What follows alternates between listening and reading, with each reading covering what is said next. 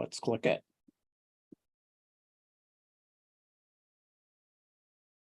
And we're live. It is Monday, October 9th, 2023. You're watching Dog Shirt Television with our usual superior production values. And what we lack in production values, we make up for in superiority of content. I am here with Beverly Gage, whom I have never met before, unlike the two previous guests on Dog Shirt TV. We have no prior relationship at all. But Beverly is the author of a truly magisterial biography of J Edgar Hoover that is remarkable in a number of ways, but I want to stress that one of the respects in which it is astonishing, frankly, is just the range and depth and length of the subject's career. This is a man who was in office, in the same office by different names, more or less continuously for 50 years, during which he played a substantial role in the presidencies of how many different people? 8 presidents. 8 presidents. So it's a crazy long career that the history of which is really the history of the American presidency in interaction with the idea and conception and reality of law enforcement. And so I wanted to start by asking you how you got interested in this and how you took on a project like this and how long it took. Well, it didn't take quite as long for me to write it as it took J Edgar Hoover to live it, but it seemed close at times. First of all, it's great to be here, and I have a dog wandering around in the background because I thought it was thematically appropriate, so he might show up. Excellent. But yeah, I really got interested in Hoover for some of the reasons that you've already suggested, which is the sheer breadth as well as the depth of his career. He became FBI director in 1924, and he died with that same job in 1972. So that was Calvin Coolidge to Richard Nixon. And it seemed like a period in which the federal government had been transformed, particularly the security state, and he seemed like a particularly good vehicle for thinking about that. And then I also thought he was just a figure that had been somewhat misunderstood, had become this kind of one-dimensional villain. And I didn't want to redeem J. Edgar Hoover by any means, but I thought he had a much more complicated and much more interesting career than his sort of villainous reputation would suggest. So yeah, I set out to do it. I knew it was going to be a big book, and I knew it was going to take a while. It took about 12 years to do the writing and research. I was doing other things during those years too, but it was a long haul, and it was a deep dive into some kind of amazing archives. Yeah, so I want to start with the question of how much of our perception of J. Edgar Hoover is conditioned by the last 12 years of his life. And to get you to address that, I want to just ask, if he had died in 1960 instead of 1972, how would we remember him? That's actually the way the book starts, is in 1959, when there's a big Hollywood movie coming out, right? The FBI story starring Jimmy Stewart, and he's heroic. And that was in many ways sort of the peak of Hoover's popularity and influence in the 1950s. And the book suggests if he had retired at that moment, we would have a very different understanding of who he had been. And as you suggest, a lot of the way that we remember him really is about the 1960s. It's about the 1970s. And in particular, it's about the fact that he died just a few years before the Church Committee, which was this big investigation into the intelligence services. And the fact that he was gone by the time the Church Committee occurred meant that there were lots of abuses that were discovered that were truly outrageous, but it also meant that he was sort of a convenient figure, to kind of blame all of these outrages and abuses on J Edgar Hoover. He's dead, he's gone. And that kind of allowed the country to move on at that point. But I think his reputation was really stamped in that moment. But there was the reputation at the time, and then there's the reputation in retrospect. And they're quite different. He was enormously popular in his lifetime. He's a one-dimensional villain in most people's eyes now. He's thought of as relentlessly political in retrospect and apolitical in many respects in his lifetime. But it does seem to me that there's another factor at work, which is that he got much worse. And I was surprised in reading even the sections about the Red Scares, that, most of the people that the FBI, as opposed to McCarthy, went after were actually spies. And, he had a pretty good record of fingering people who had serious problems. He was not one of during World War II, there were relatively minor civil liberties infringements that the FBI was responsible for.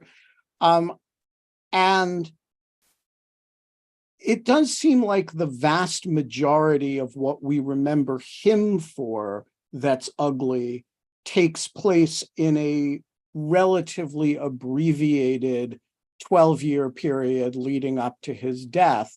And I guess as I read the book, I'm struck by sort of two possible explanations of it. One is the one that Martin Luther King, you quote, saying, which is that he's old and senile and he's paranoid and, he's kind of batty. And the second is the one that you kind of never quite say, but I think imply, is that the 60s really bring out a series of pathologies in him because he's, up until then, you didn't have to make a choice between race and government power. And all of a sudden, in 1963, 1964, you really do. And so I'm curious, I'm not asking you to reduce it to a one-dimensional decision, but to what extent is this an old guy who should have retired, who's kind of like your old racist uncle? And to what extent is it that, this confronted him with he was of reasonably sound mind, but he behaved the way he would have behaved if he'd been 30 years younger. He just really didn't like Black people, and he really didn't like the KKK usurping his power to deal with things the way he saw fit. Well, I think there are elements of all of that, to be honest. So certainly as he got older, he was more out of touch with the new left, in particular, with the young people, the fashions of the age. I mean, he was a cultural conservative his whole life, and he, I think, as a result, was much more out of step with both the politics and the culture of the 1960s. But I also think that we can see a lot of continuities, and in some ways, what happens in the 60s is really kind of a cautionary tale, sort of classic civil libertarian cautionary tale in which the FBI's power expands really dramatically, particularly in terms of political surveillance and intelligence during the Second World War, right, in this moment of crisis. In the late 40s and 50s, a lot of that energy and a lot of the techniques that they're developing, from infiltration to wiretapping to surveillance, is directed at the Communist Party, at alleged and often real communist agents, right, who are pretty unpopular, pretty universally unpopular in the United States during that period. And then in the 1960s, part of what happens is that Hoover takes those techniques and takes those powers that have been pioneered on the communists, and he expands them into this vast range of other groups. So he goes after Martin Luther King, he goes after the civil rights movement, he goes after the New Left and the anti-war movement, and he also, as you suggest, goes after the movements of the far right, white supremacist organizations and the Ku Klux Klan. But what had been intended as this kind of national security intervention, right? The Communist Party is allied with the Soviet Union, and we're in the years of the Cold War. All of those techniques become expanded into many, many other groups in the 1960s, and groups that had a lot more currency, a lot more cachet in American politics, and the political calculus changes too, right? He was in some ways, I think, a real creature of sort of the mid-century bipartisan consensus to the degree that it existed. And when things started to polarize in the 1960s, opinion about J Edgar Hoover polarizes too. So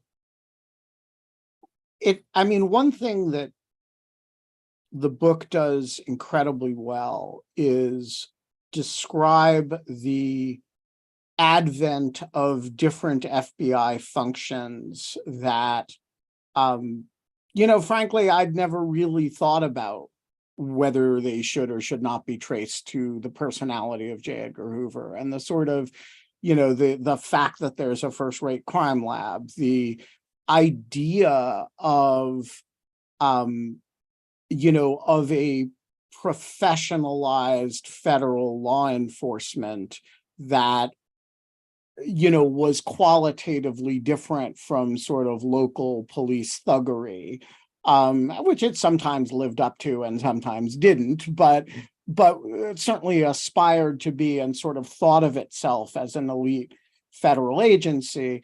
And this sort of sense of, like, we think of technocracy as a liberal thing, that there's this progressive era, kind of, a federal agency that can do all kinds of things. But here you have a guy who, whatever else you say about him, is a sort of founding father of the idea that you can have a federal agency that's spread all over the country that does law enforcement and security investigations, and yet has a kind of technocrats management prowess, and yet a deeply socially conservative outlook about what it's used for. And I'm curious for your thoughts on sort of who were the other conservative technocracy people? Was he singular, or are there other kind of important figures in the building of these government institutions that we take for granted that were kind of similarly out of step with the politics of the administrations that they often served in? I couldn't think of any as I was going through it.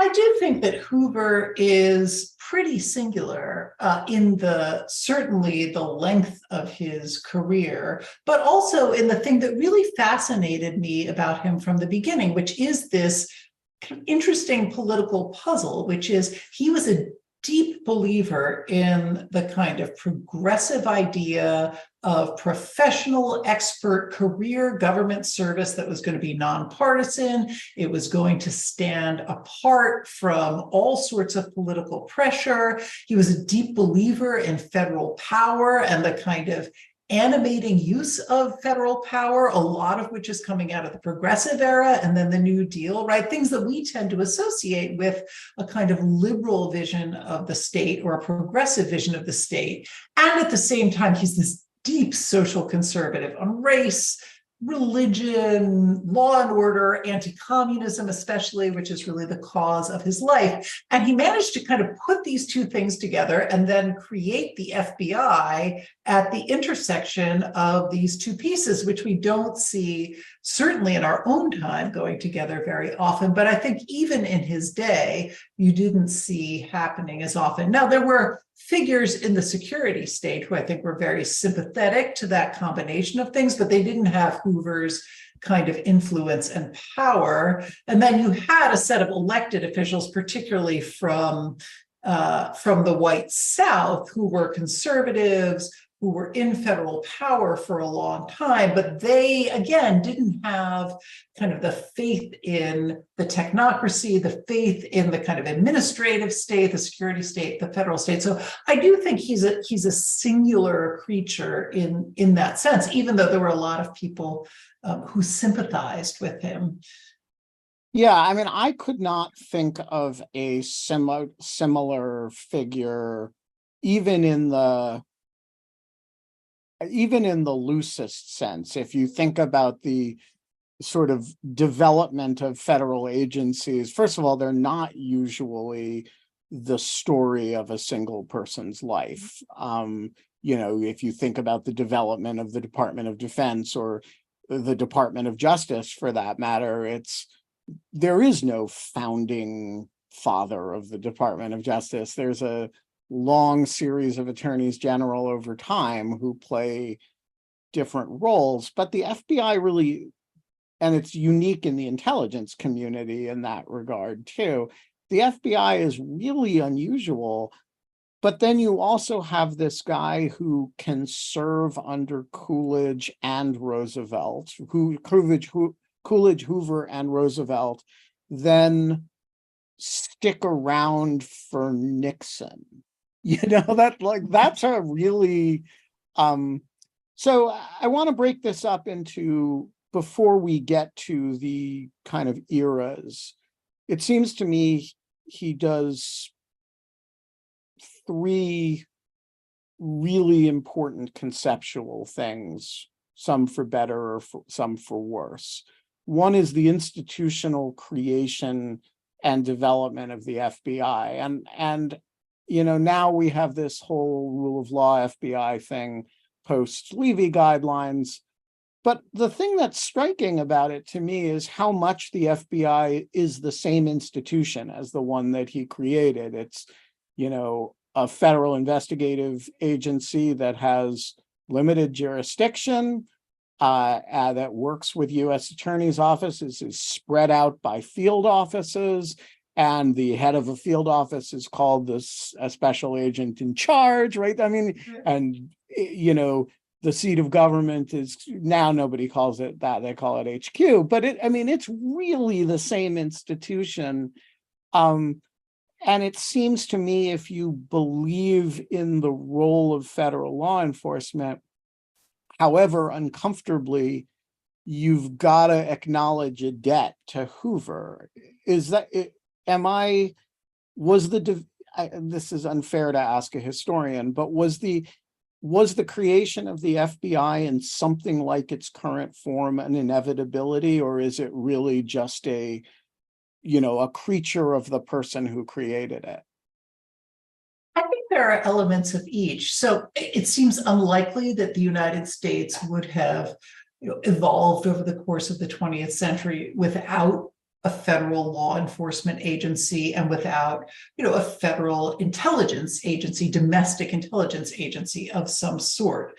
And so those things would have happened, I think, without Hoover due to the nature of politics, the growing size of the federal government, the crises of the 20th century, particularly the Second World War and the Cold War. But I think the very particular way in which the FBI developed is all about Hoover. He spent the first decade from the 20s into the mid 30s really developing this very interesting, and I think in many ways, kind of unique institutional culture. It was a very tight-knit place. He hired the first generation of officials and agents really out of institutions that he knew and loved, his fraternity, his college. His racist deep Southern fraternity, right? Exactly. I mean, his fraternity is, as you describe it, quite a piece of work. Yes, it is. And they are still around today. This fraternity called Kappa Alpha that was really formed to carry on the traditions of the White South, was an explicitly Southern fraternity. And he is both hiring this first generation of agents and officials, and then seeking to kind of perfect the FBI as a bureaucracy, as a place that is going to be this kind of technocratic paradise. He's setting up FBI collection of crime statistics, which was very contingent at the time. There's lots of debate about who should collect crime statistics.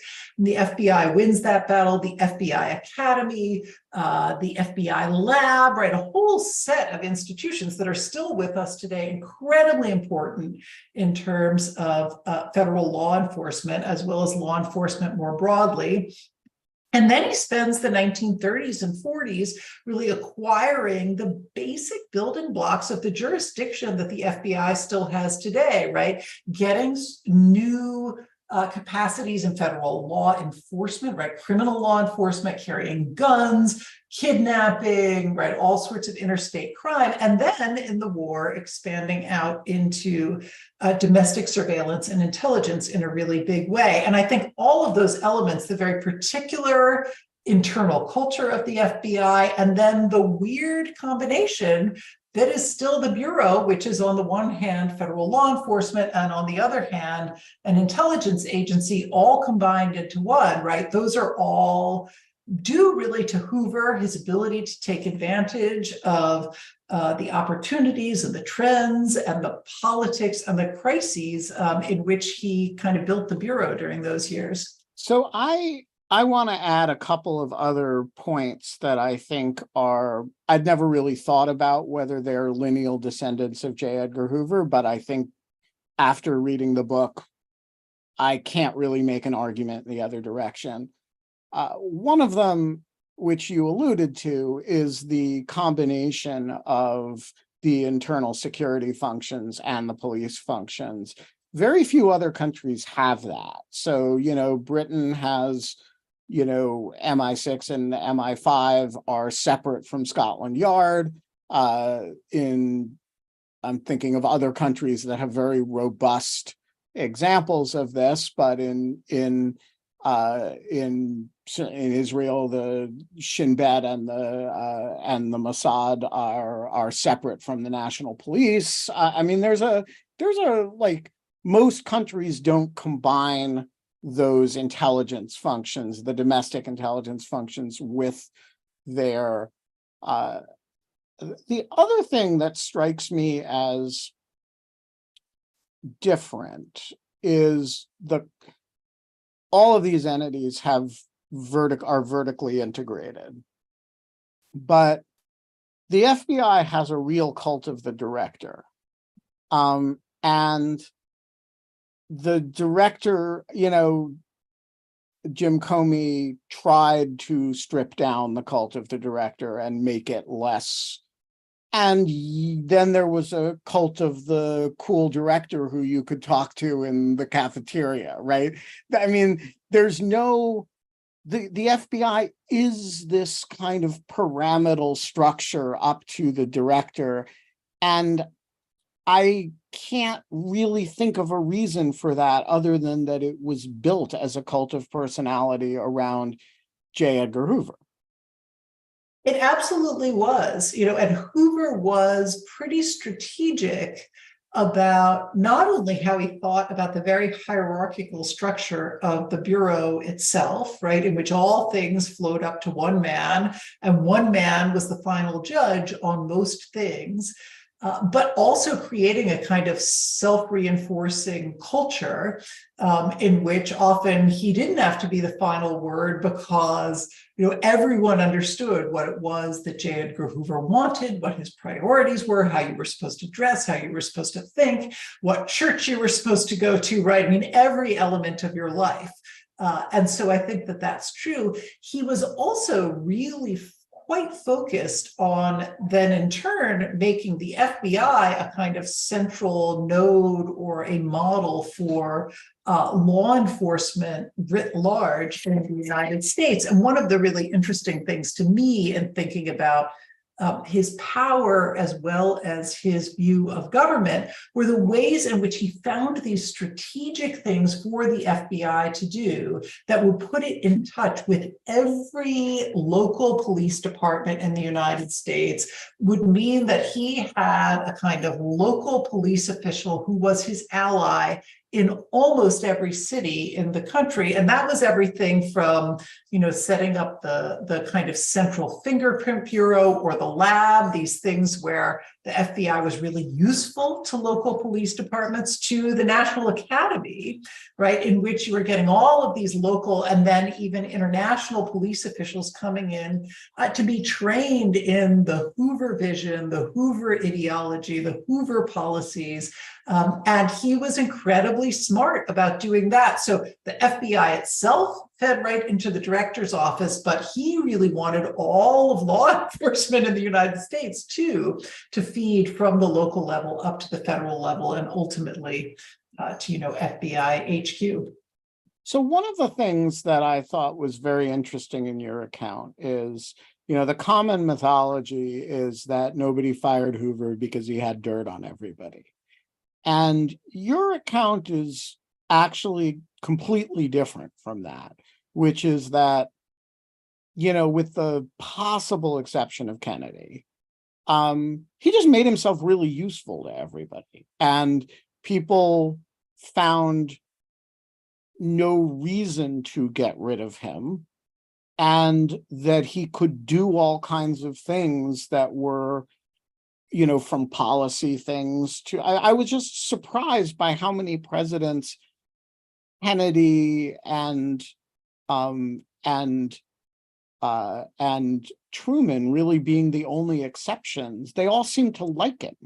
Right. Which, he seems like a loathsome individual, and yet like he clearly had some really winning aspects of his personality, because people really, they seem to enjoy his company and they seem to really find him useful. I gotta say, I did not find him appealing. How much of it was utility and how much of it was that they enjoyed his company?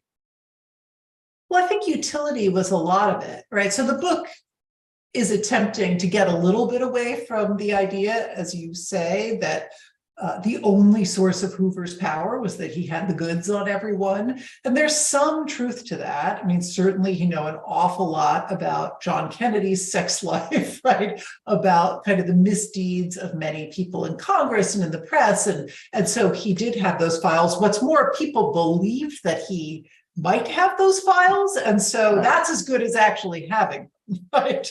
And so people treated him as though he might know their deepest, darkest secrets, even when he didn't.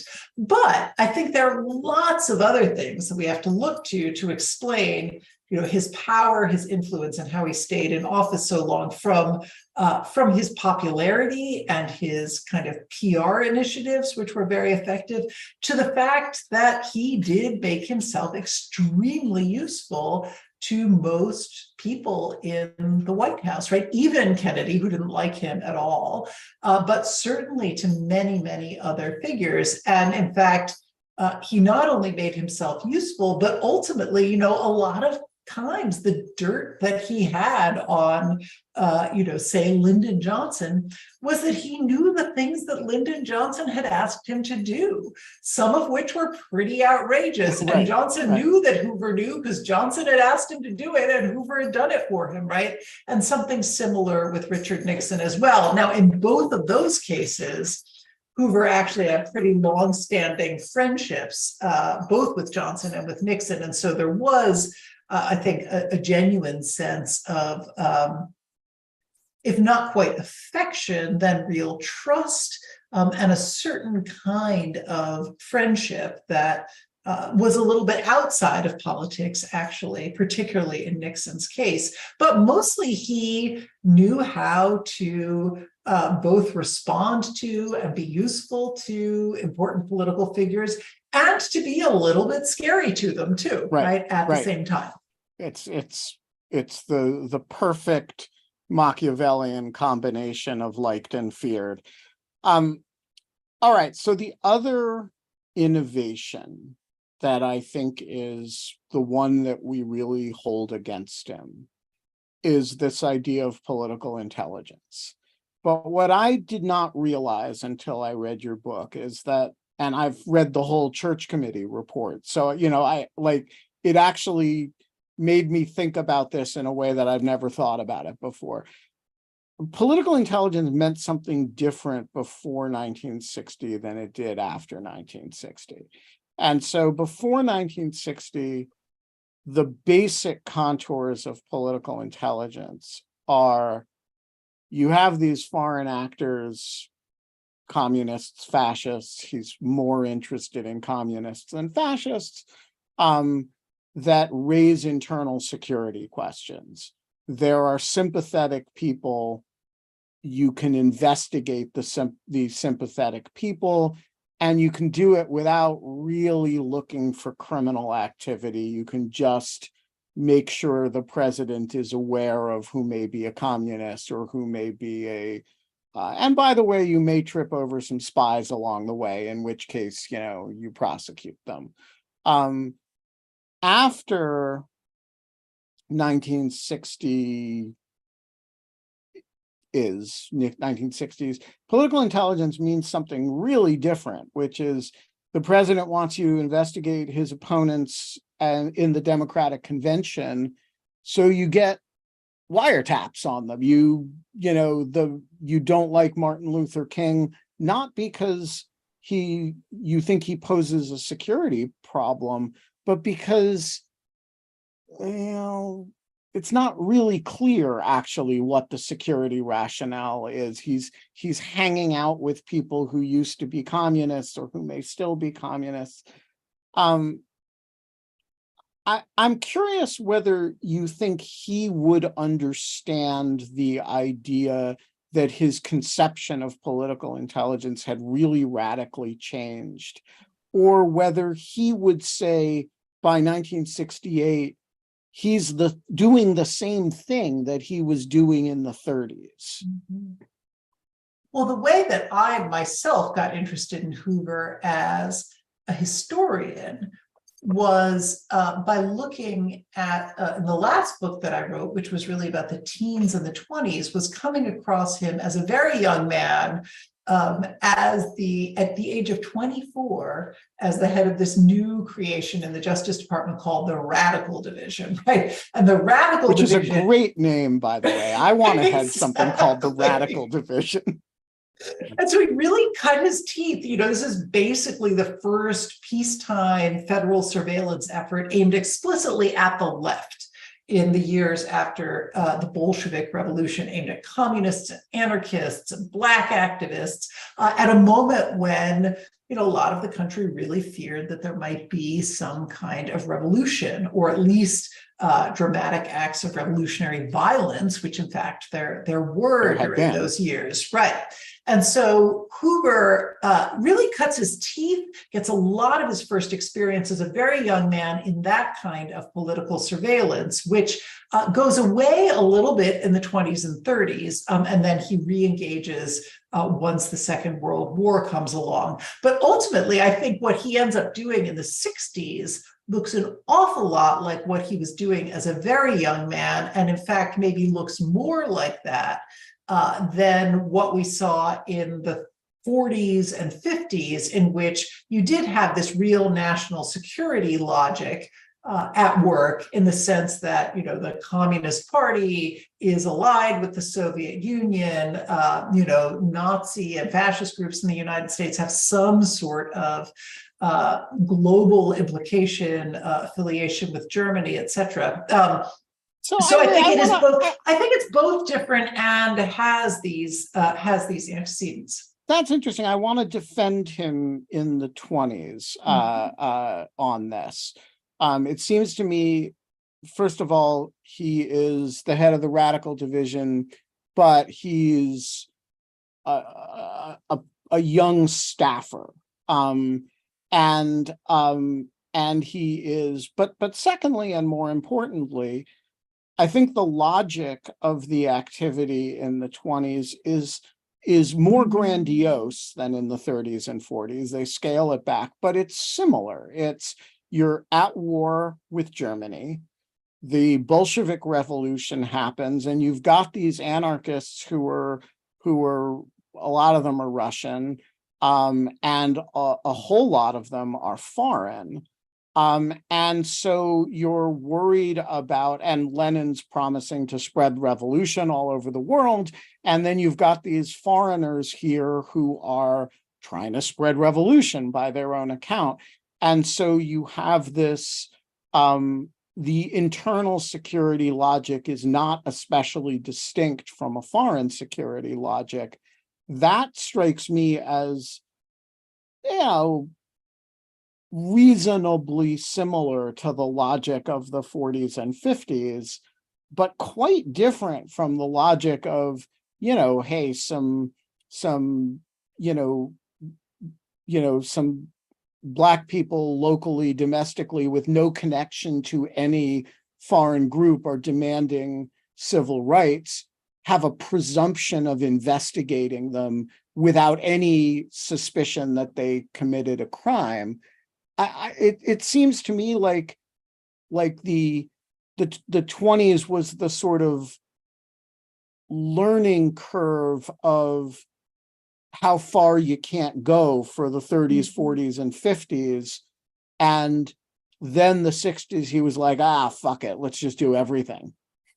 I think there's some truth to that, in the sense that the kind of early civil liberties pushback against what he did at the radical division becomes very important to him. And he's really thinking about that, particularly in the 40s and 50s. But I think the parallel that I would make is that the real concern in, say, 1919, 1920, when he's a very young man, is actually about revolutionary disorder. It's about kind of acts of domestic disorder, acts of revolutionary violence that are going to be committed in the United States. And it doesn't have a lot to do with the idea of foreign espionage per se. There's a little bit of that during the war, right? But it's not about, you know, the Soviet Union is infiltrating the United States with agents that we need to root out, and you have this institutionalized Communist Party, or even, you know, with the Nazis and kind of fascist movements. It was much more a sense that, oh my gosh,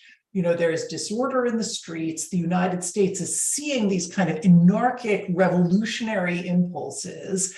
And so what he's saying and what he's doing in 1919 doesn't look that different from what he's doing in 1969, in that sense that his primary interest is really in, you know, these kind of radicalized anarchic groups that are interested in revolutionary violence. Now, I take your point that his surveillance of someone like Martin Luther King, right, is a little bit different. And that, you know, I spent a lot of time going into the FBI, really extensive and totally wild and outrageous campaign of surveillance and disruption against King in particular. And that, in many ways, I think, it doesn't fit into either one of these paradigms, right?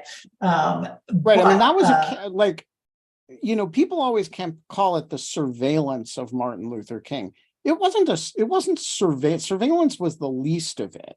It was an attempt to destroy him because he, including to induce him to commit suicide, because he had criticized the percentage of northern versus southern agents in southern field offices, which Hoover years later couldn't get past. There's something very weird and sort of intensely, I don't know, sort of like the guy held a grudge. Yeah, there are a whole constellation of reasons that the FBI ends up in this really just epic campaign that is not just surveillance, but is active disruption, discrediting, harassment, intimidation of King. And some of these are very early sort of national security logic, worries about, members current and former of the Communist Party who are in his orbit.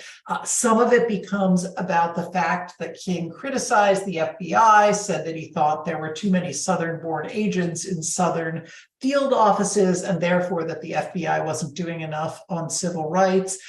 Some of it has to do with kind of back and forth, the ways that the FBI tries to pressure the Kennedy administration and trying to get King to get rid of these communists in his orbit. And he sort of fudges about that and isn't totally upfront about what he's doing. But it escalates from there, into wiretaps on his advisors, then wiretaps on King himself, and then bugging of King's hotel rooms, finding out all sorts of things about King's sex life, and then trying to use that material both in the press and in Congress, but also directly aimed at King in these kind of showdowns that are both public in late 1964 and also private, in which they, send him copies of the tapes along with threatening anonymous letters trying to get him, as King interpreted it, to kill himself. So it's a dramatic story, really, of escalation and of what can happen with almost no accountability and a lot of secrecy.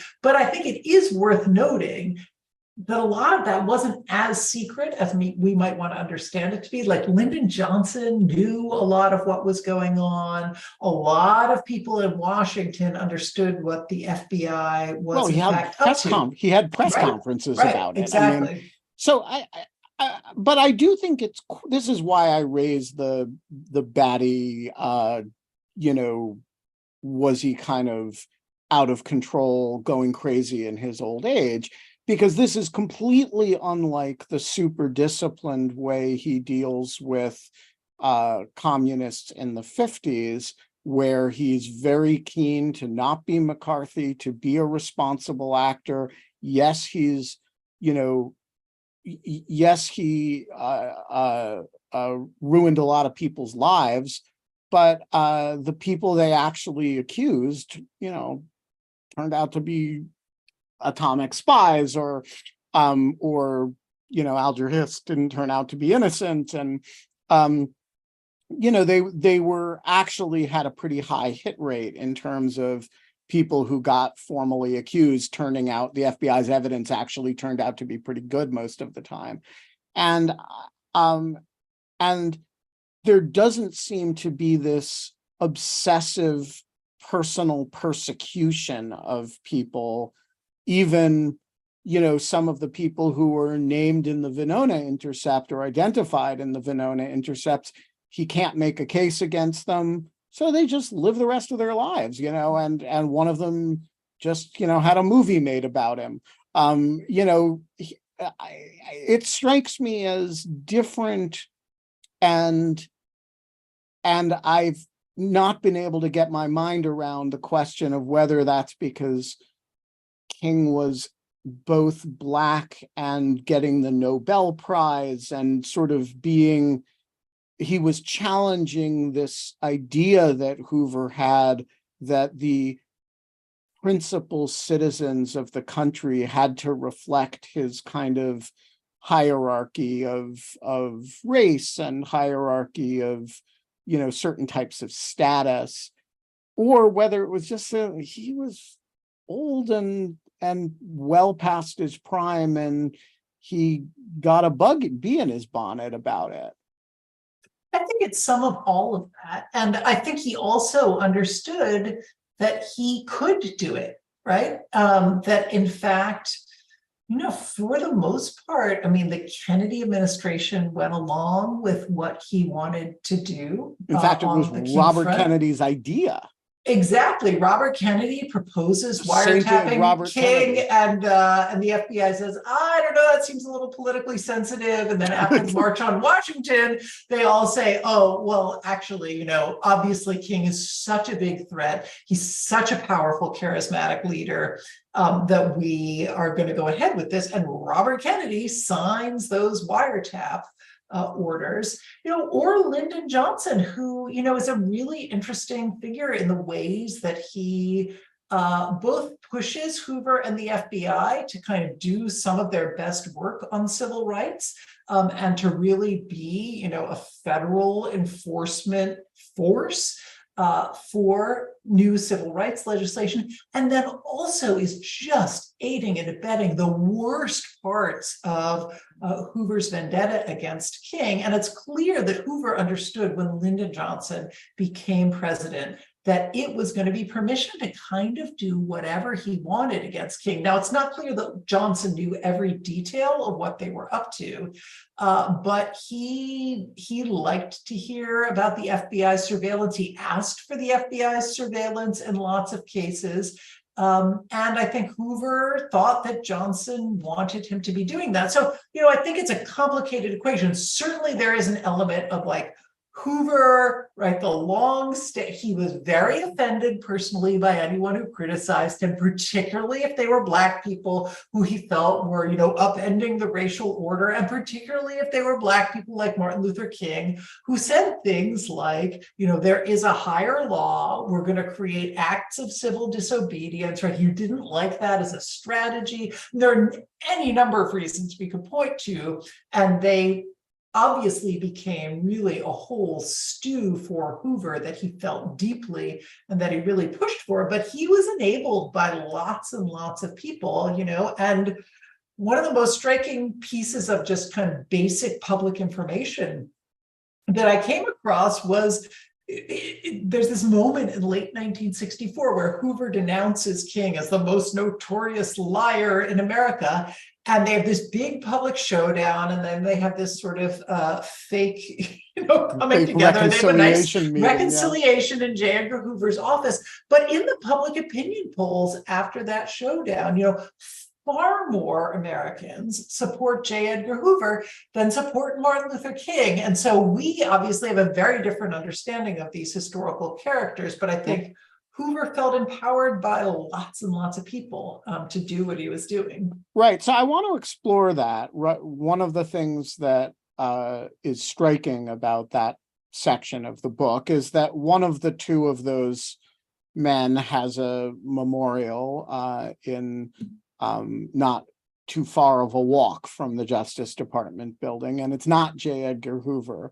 And throughout the book, you describe Gallup polling that has these stratospheric approval ratings for Hoover that are simply unlike anything that presidents get. I mean, some of them are upwards of 90% approval. And yet this is a person who is taking highly controversial positions on lots of issues, some of whose failures are, pretty dramatic, and who is, a kind of culture warrior in a way that we would never let a career bureaucrat be a culture warrior today. The idea that the senior career official at the Justice Department, I guess for many years was David Margolis, would go out and, give a press conference in which he, is unthinkable. And so I'm I'm interested in this permission for an appointed bureaucrat to have his own relations with Congress, his own relations with the press, he writes books, which are, proselytic on all sorts of issues, including, religion. How, were other bureaucrats doing anything like that? Or was the head of NASA, while I didn't notice, writing books, telling people how to live their lives? How did he get away with that? Right. It is one of the remarkable things. I mean, especially because one of the favorite topics for J. Edgar Hoover, right, the childless, quote unquote, bachelor of the age, was to tell people how to run their marriages and how to raise their children and how to live their lives and all of that. And so he was this just incredibly capacious cultural figure, in addition to being a national security official and a long-serving government bureaucrat. And it's really difficult to think about figures like that. People often bring up someone like Robert Moses, the New York Parks Commissioner, right, who exercised tremendous power in reshaping New York over many, many years and over, roughly comparable years to Hoover. And it's true that Moses exercised a lot of power, but he was not simultaneously, this great speech maker and cultural figure and household name and the subject of Hollywood movies, right? They were very different combinations of power. And I think in Hoover's case, part of it is simply that when he got the job, when he was 29 years old and he became director of the Bureau, nobody envisioned that the FBI was going to become what it became. And he was very adept at both kind of holding on to a core set of ideas, pretty conservative cultural ideas, but, sort of progressive liberal ideas about the state at the same time. But he held on to these kind of very consistent ideas. And yet he was able to adapt through crises in all sorts of ways. But as he acquired more power, there just weren't really any mechanisms of accountability to rein him in. There were no intelligence committees. There was no limit on the FBI director's tenure. There was no sense that this was even possible, right? This kind of concentrated political, institutional, and cultural power. And therefore, no one had set up any guardrails, and he knew how to take advantage of that. So, one very interesting dimension of the political intelligence side of the discussion is the distinction of political intelligence that the president wants. And his first real foray back into political intelligence comes at the request of Roosevelt, who gets worried about communists and fascists in the mid-30s. And so that's like a classic intelligence function, right? You're informed, the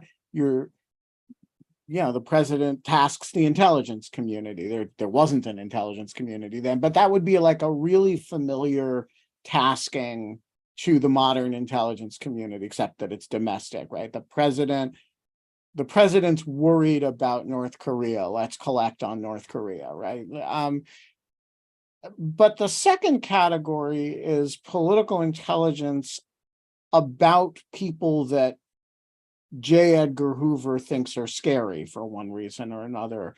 Often because he thinks they're communists, rightly or wrongly. And then later because he's pathological and he really doesn't like the new left. It seems to me that one of he didn't ever manage, I think, to distinguish between the two of these. Like things like there's this one part where in the Johnson administration where Johnson asks him, can you spy on the Freedom Democrats at the Atlantic City convention for me? And he's kind of knows it's wrong, but he does it anyway. But when he thinks somebody's dangerous, he never thinks it's wrong. And so I'm trying to think through, like, what was, you quote, is it Deloche at one point, one of his aides saying, yeah, the Atlantic City thing was totally lawless. We just did it anyway. I'm like, what was the distinction that they were making in their minds between when this is legitimate and when this is illegitimate? Is it that if it's purely for political reasons, or if there's some security, like why was the king stuff legitimate in their minds and this stuff beyond the pale? Well, I think often for Hoover, it was a read on kind of what he could get away with. And I mean that both perniciously and not perniciously, right? That he actually had a pretty sophisticated radar for what it was both the White House and the Attorney General would tolerate, and then what the public at large might tolerate if it were to come out. And so I think in many cases, there wasn't a hard and fast line, right? It was a question of, the politics of the moment, and that was politics up the chain and down the chain as well, trying to read the political atmosphere. And then, along those lines, a sense of what was in the interests of the Bureau, right? He was fiercely protective of the Bureau's autonomy, of its reputation, particularly its nonpartisan reputation. And so, he would do secret favors for Lyndon Johnson or Franklin Roosevelt, but only if he was pretty sure he could do it without getting caught, without it having political ramifications that he didn't want. And whether he was doing those kinds of political favors or any number of surveillance activities, right? The byword at J Edgar Hoover's Bureau was, don't embarrass the Bureau. And what he meant by that, and every agent knew that phrase. It's written in thousands of FBI memos, whether you're talking about COINTELPRO or you're talking about surveillance of the Communist Party or something like the Responsibilities Program, which was a program that the FBI set up in the 1950s to feed information about leftist activists to university presidents and local mayors and school boards and, employers, industrial employers. The key was, we want to do this, but we're only going to do it if we can do it in a way that's going to remain secret and that's not going to embarrass us. So I think that was often his calculus, right? I mean, he had deep commitments to, particularly targeting the left, sometimes targeting certain organizations on the right. And he tried to follow through on those, but within bounds of what he thought, would be tolerated and would, nonetheless preserve the reputation of the Bureau. One of the paradoxes of Hoover is that normally when a police/spy agency behaves like this, they are not good at what they do. And one of the, because wasting time spying on people's sex lives it's a horrendous waste of time. And, you're not using that time to do something productive. It also confuses crime with stuff we don't like, right? Or stuff we can catch you in. One of the oddities of the Bureau is that it does seem to have been quite competent.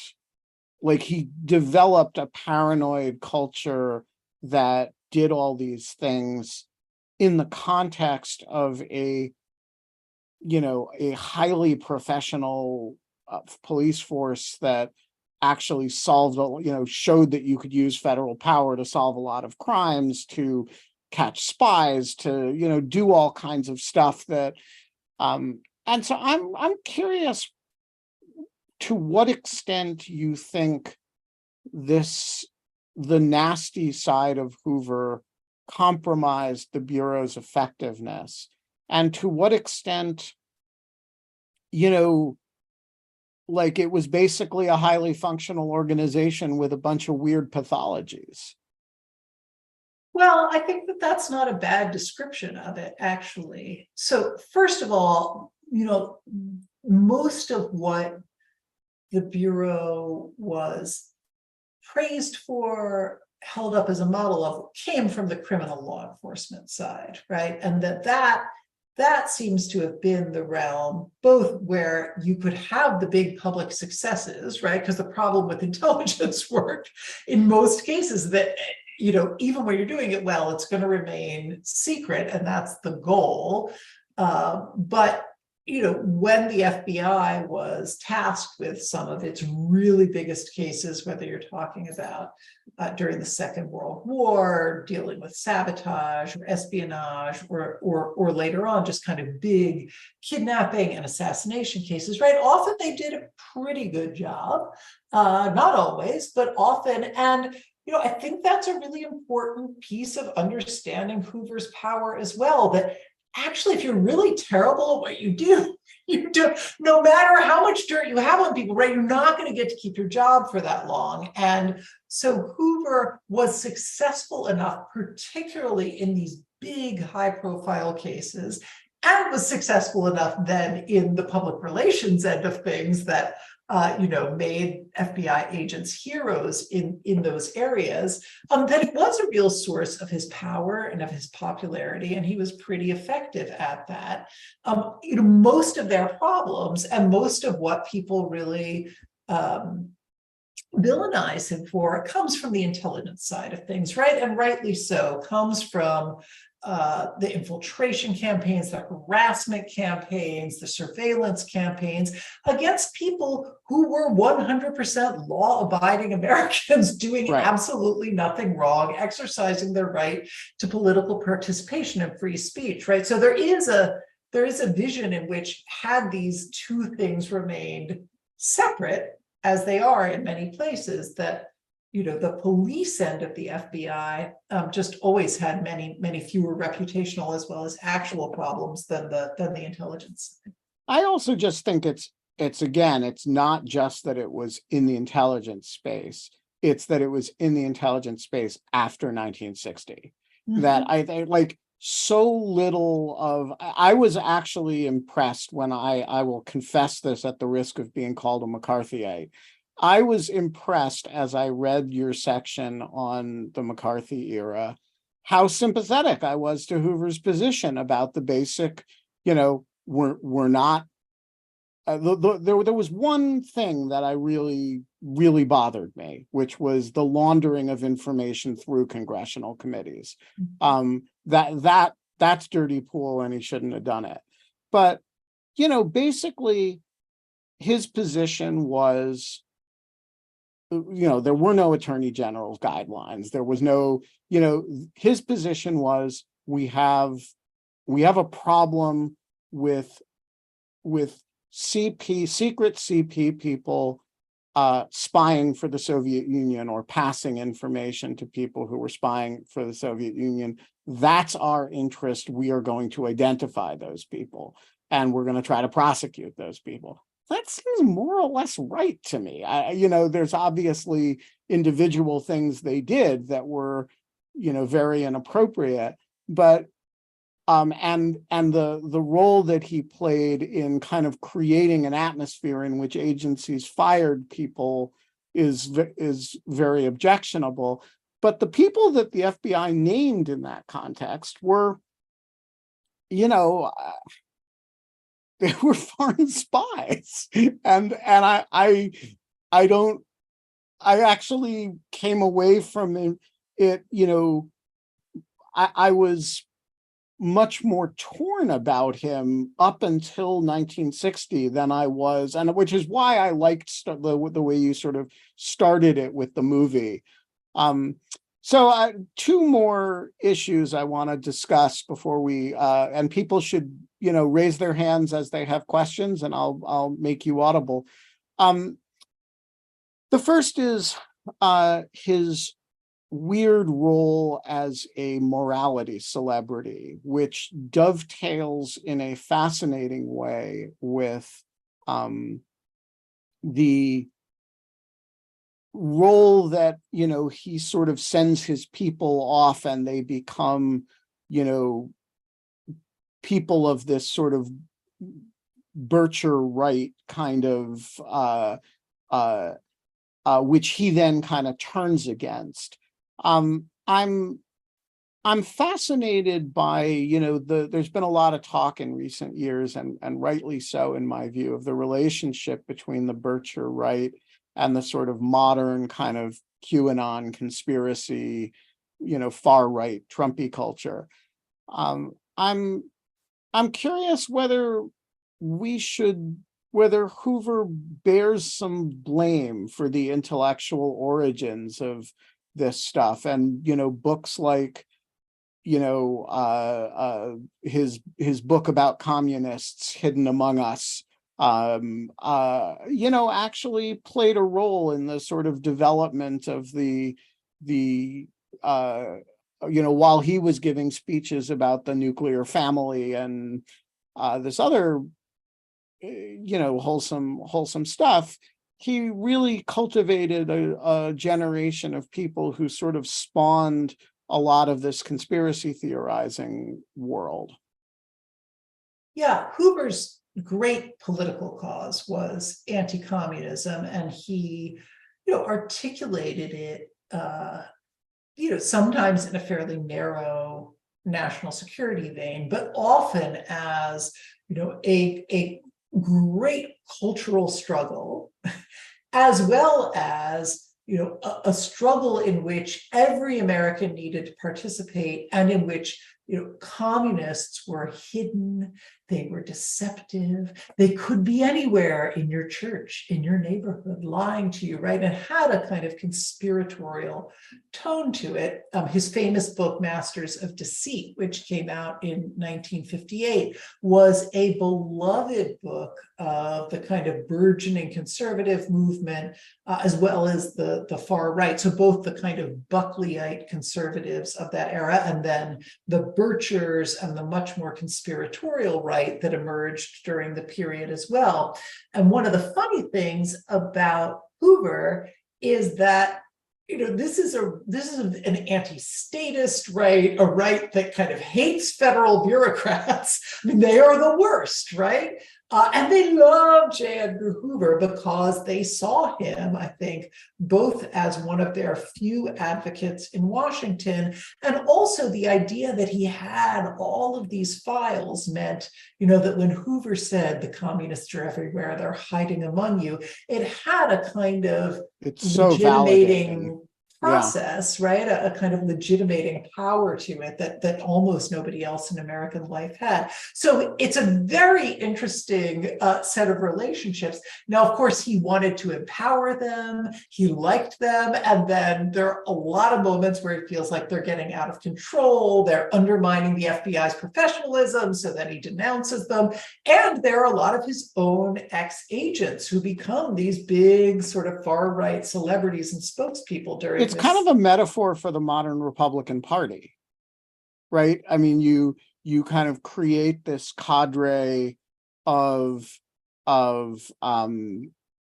activists. You kind of train them in and then it gets completely out of control them at all, and right? Yes. all of a sudden they're all signing up to work for Donald Trump, Right. who it's a and there's a kind of reap what you sow quality to it, but there's also a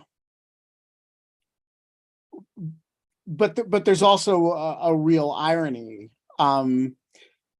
All right, so last, before we open it up,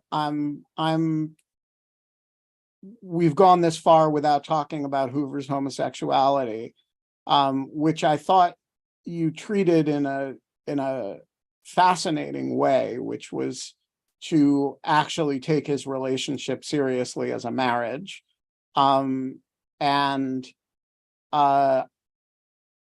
you debunk cautiously the sort of famous cross-dressing myths. But I'm left with this mystery.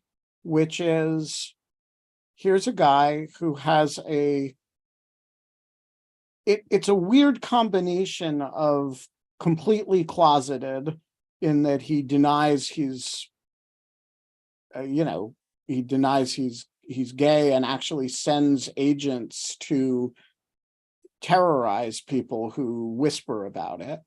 On the other hand, he has a completely open relationship with one of his deputies over 40 years, in which they vacation together as a couple. They go to state dinners together. They hang out with the Nixons. They write note signs with the two of them. And everybody kind of knows, but people act as though that's a perfectly respectable Washington relationship, even at the height of the lavender scares. And so I just want you to square the circle. How, you said before it was all about what he could get away with. How did he think he could get away with that? And how did he do it? Well, I'm not sure there is a lot of squaring the circle. I mean, I think you've described very well this kind of paradox at the heart of Hoover's both personal and public life, which is that, it was at once his relationship with Clyde Tolson was very open, very widely respected, down to really the final image in the book, which is Hoover's funeral in a congressional cemetery in Washington, in which the military honor guard folds up the flag, the American flag, on Hoover's casket, and they turn and they give it to Clyde Tolson as they would to a spouse or to the next of kin, right? And by the way, if you've never been to Hoover's grave at the Congressional Cemetery,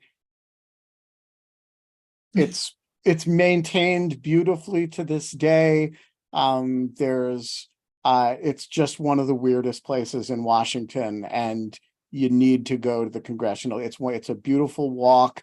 John Quincy Adams is buried there too. It's a great cemetery, but the Hoover grave is just one of my favorite things in Washington. Right. Sorry, the Tolson grave is not very far away from the Hoover grave. That I did not know. Yeah. So Clyde Tolson is just, 50 feet away. So as in life, they're not together in the sense that they're not in the same plot, but they're right there. And if you know their relationship to each other, then there they are together in death as in life. So, I think that Hoover and Tolson had a deep and meaningful relationship, and one about which they were also kind of ferociously defended and secretive in lots of ways that had to do with the era in which they existed as government servants.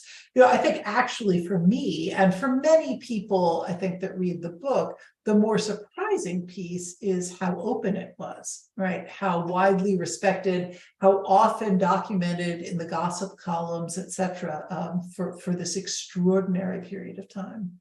Yeah, and how it seems to have not, his critics don't, at a time when nobody was above gay baiting, his critics don't seem to have ever said, have made an issue of it. He wasn't, it doesn't seem to have impeded his ability to be a sort of national spokesman for conventional morality, as you point out. And it just seems like a weird kind of decision on the part of everybody to close their eyes to a reality that was staring everybody in the face. I think that's right. And often, people actually did understand. There's plenty of gossip, right? There was plenty of talk about all of it, but I think you're right. In the end, it didn't particularly damage him because he had so many other sources of power and so many other ways of kind of enforcing and being effective at what he wanted to do. And so do you see this as, I mean, I suppose there are multiple ways to see this aspect of the story. One is that it's rank hypocrisy and nothing else, that this is a powerful guy who gets away with it because, you know, because he's a combination of very powerful and, you know, and discreet. Another way to think about it is that is that he was, you know, it's actually kind of charming that he sort of hit it, but sort of didn't. He was, I thought it was, you know, your account of his behavior at the Stork Club. There's this point at which he sort of decides, heck with it, I'm just going to be a sort of bon vivant and go to New York every weekend and hang out with movie stars. And he kind of lets loose a little bit. And it seems to me there's a oh, and then the other thing that was interesting was the way he handled investigations of homosexuality of other government officials, which he seems to have been more sensitive about than other people were at the time. So was he capable of, was he showing grace to people who in the way that he was demanding it of them or asking of it, or was he just a hypocrite? Well, I think it depends on when and where and who. So the story of kind of gay identity and the repression of gay people in the federal government isn't actually a static story in the 30s and 40s, into the early 40s anyway, right? It's a very different situation than you get by the mid 40s and through to the mid to late 60s and even into the 70s, when it became federal policy that if you were gay, you could not serve in the federal civil service, right? And so that period of the Stork Club that you're talking about is a period of much more openness in the 30s, and you can see that reflected in Hoover's life. You know, as we begin to get along, he becomes himself much more, I guess we would say, closeted during the period of the Lavender Scare, and much more vicious in certain ways toward particularly low-level federal employees. Who the FBI, you know, the FBI didn't actually make that policy, right? That was federal policy that the FBI was charged with enforcing, but they did very extensive investigations into the sex lives of government employees.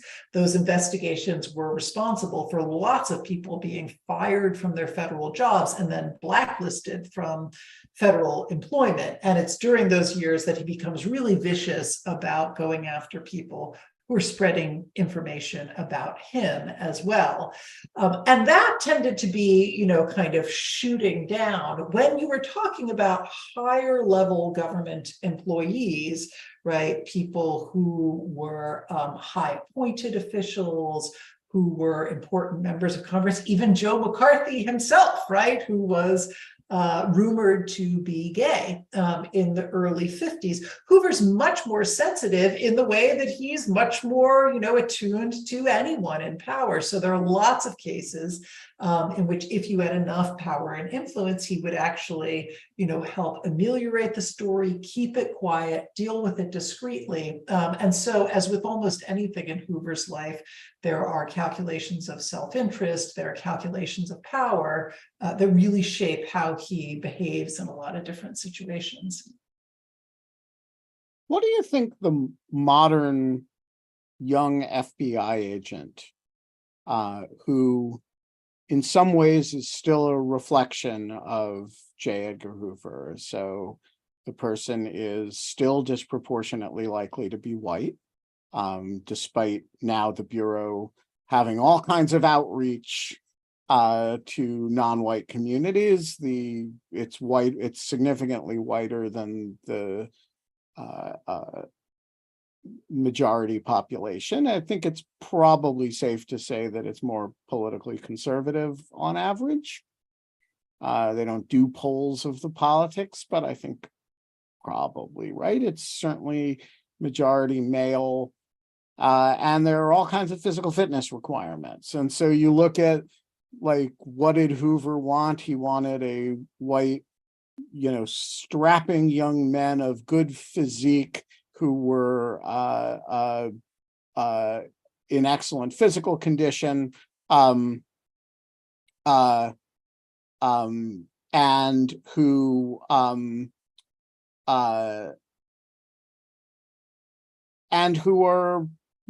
very good investigators. And then they go to Quantico, which he found, created, and they develop all kinds of they develop a whole bunch of skills in areas that he found important. What is the modern FBI? To what extent is it, still Hoover's institution, and to what extent is all that stuff kind of a rounding error on the institution it has become, or kind of a weird origin story and has some sort of cultural resonance through the years, but is it's not his institution anymore? Well, I think there are more mechanisms of accountability, certainly, than there were during Hoover's era, in which there were no congressional committees that had any access to FBI information. There was no Freedom of Information Act, right? There was very little control, even within the Justice Department, over what the FBI could do. So I think there are, not always incredibly effective or powerful, and we can debate the nature of them, but there are more mechanisms of control and accountability over the FBI than there were during Hoover's era. Certainly that is true.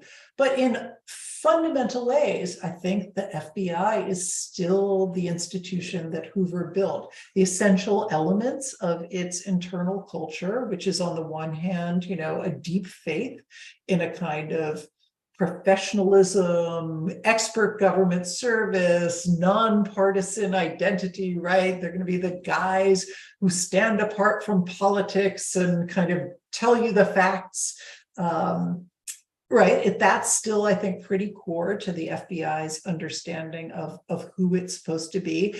And as you say, still a pretty conservative internal culture combined with that. Those both, that was the central paradox of Hoover's life. You see that still there. I think the basic kind of jurisdictional building blocks that Hoover put in place are still what the FBI does, right? This kind of weird hybrid of law enforcement and intelligence.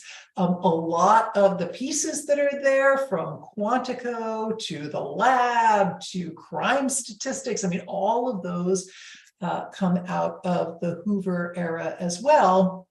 And I think the Hoover era has lots of cautionary tales too for modern FBI agents, both in the ways that, you look at something like the campaign against Martin Luther King, and there was almost no one internally who thought this was a bad idea, raised any objection to it, right? And so Hoover's era was really an era of kind of not only cult of personality, but real groupthink, I think, in which anyone who was going to have a dissenting voice was kind of pushed to the margins of the Bureau or didn't have any role there at all.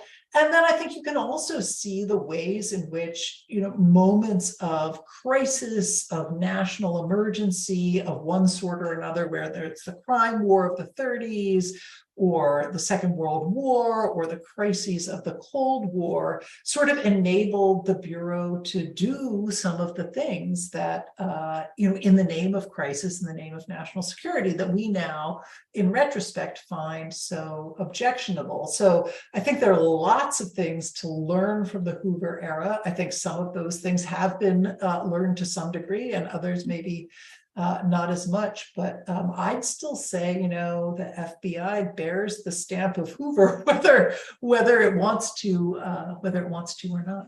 And let's close on this. I'm curious whether you think it is a less legitimate institution as a result of that, or whether you say, hey, there's the good and bad of J Edgar Hoover. The good was the institution builder, who the bad was a lot of the details of the institution that he built, and some of the purposes that he set it to.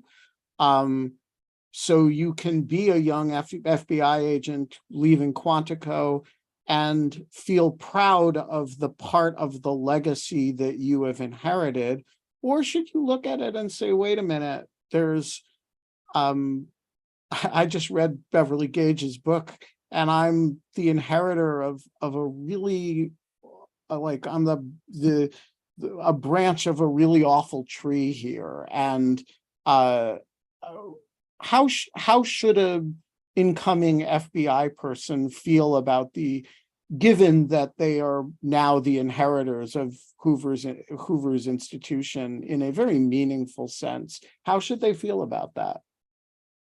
Well, I tried very hard in the book to give some credit where credit was due, in part because I think Hoover looms in our own moment as such a one-dimensional villain, that I did really try to look at the places where he took a stand that seems admirable, where he pushed the opposed Japanese internment. He opposed Japanese internment. He went after the Klan, right? In many ways, he stood against certain elements of the far right in the McCarthy era. In other moments, I mean, there are lots of moments where you can look to find admirable qualities that are both being articulated by Hoover, and then I think institutionalized in the Bureau in lots of ways. Many of those have to do with professionalism and law, and his vision of the Bureau as a place of incorruptibility, and really as a counterweight to political pressure, right? So we can say it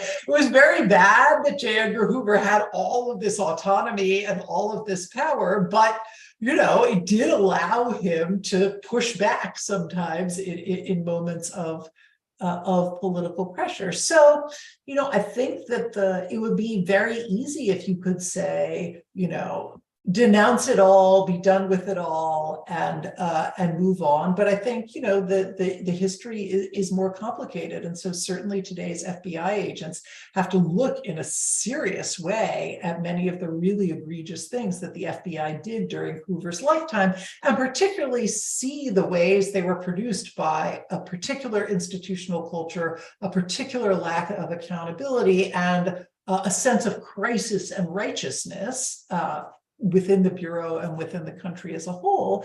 But I don't think that means that you need to then, jettison everything that was built during those years, because there were elements that were really important and that carry on into the present. Yeah, I think the fundamental challenge of the book is the awful person who created an institution that, and the degree to which his awful personality infuses the institution and affects the institution to this day, including the good, laudable, and desirable things about the institution. And so you can't wholly denounce it, and of course you can't wholly accept it. There's a disaggregation process that is very challenging and difficult. We are going to leave it there. Beverly Gage, it is a pleasure to meet you. The book is fabulous. It is G-Man. I cannot recommend it highly enough. We will be back next week to talk about Jesus and John Wayne, a new or not quite so new book about the religious right, and the written by a Christian scholar who has taken a deep sociological look at it. It's an amazing book. We will be back to talk about it. Thank you again, and thanks to everybody for joining us. Thanks, Ben.